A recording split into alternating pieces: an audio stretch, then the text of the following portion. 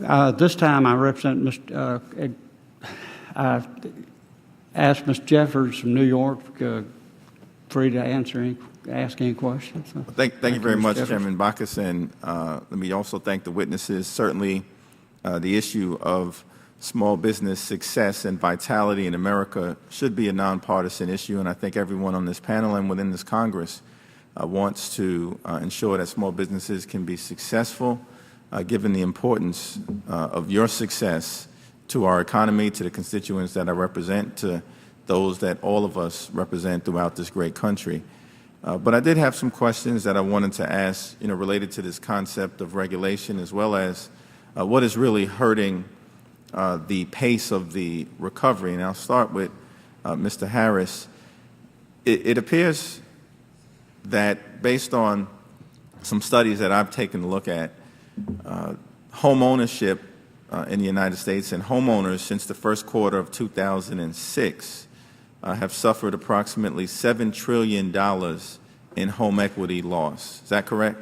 That is correct. Well, I don't know exact numbers, but we've seen significant decrease in equity positions on residential homes. Yes. Right. So certainly there's been a staggering loss of home equity that has greatly impacted working families in middle-class America throughout this country, connected to the events connected to the events related to the Great Recession of 2008. Is that fair to say?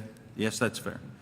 And there's many explanations as it relates to the collapse of the economy in 2008, but a lot had to do with activity that was taking place in the housing market. Is that fair to say? I'm not sure what you mean by activity in the housing market in regard to the downturn. Okay. Please well, elaborate. To be specific, you're familiar with the term mortgage-backed securities. Oh, absolutely. Correct?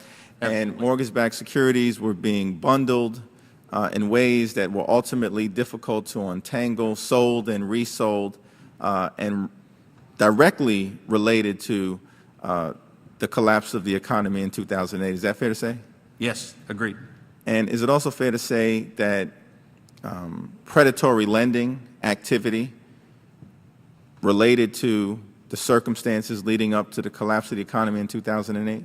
Is that fair to say? I would think that the way in which loans were made in areas that they were made to people who obviously could not repay had a great deal to do with the downswing in that market, yes. Absolutely, and that would essentially capture what you just described, sort of subprime lending to individuals who clearly did not have a capacity to sustain the ability to pay loans on a moving forward basis. That's correct. And would it be fair to say that your business or other similarly situated businesses suffered tremendously as a result of the collapse of the economy and the downturn of the housing market given the events of 2008? Absolutely. And would it also be fair to say that some of the activity that we just discussed related to predatory loan activity, mortgage-backed securities, credit default swaps that were connected to those mortgage-backed securities all operated in a context where they were not as regulated pre-2008 as they clearly should have been with the hindsight of 2020 vision? Is that a fair statement? Well, I think it's fair, but again, we're talking about regulating other than small businesses. When you start talking about regulating the large banks that had the no-doc lending, the negative amortization lending, those did not come from small community banks in small communities that would be affected in this ruling. So I agree with that point. One of the concerns that we have here, however, and Mr. Narang has articulated it, is that in our desire, which is a legitimately held one, to support small businesses and their ability to move forward, we may actually create opportunities for some of the larger corporations and or businesses, and Mr. Narang gave an exact example, to escape the reach of regulation in a manner that in the past has proven to be harmful, not just to American homeowners, but to your businesses and others that are similarly situated. Is that a fair observation? I think I think that's a fair observation, but again, if I could add, some of us who are in areas that weren't affected did not have the opportunity to have, nor did we want, no doc, negative amortization, pie-in-the-sky lending that occurred in various areas.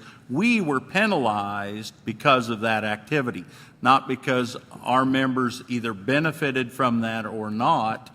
It was just that was part of the outflow of that situation. I agree. And I know my time has expired, but I think we share a similar concern that you didn't necessarily benefit from the lack of regulation and you were hurt by the subsequent behavior that took place. And with that, I yield back. Thank you.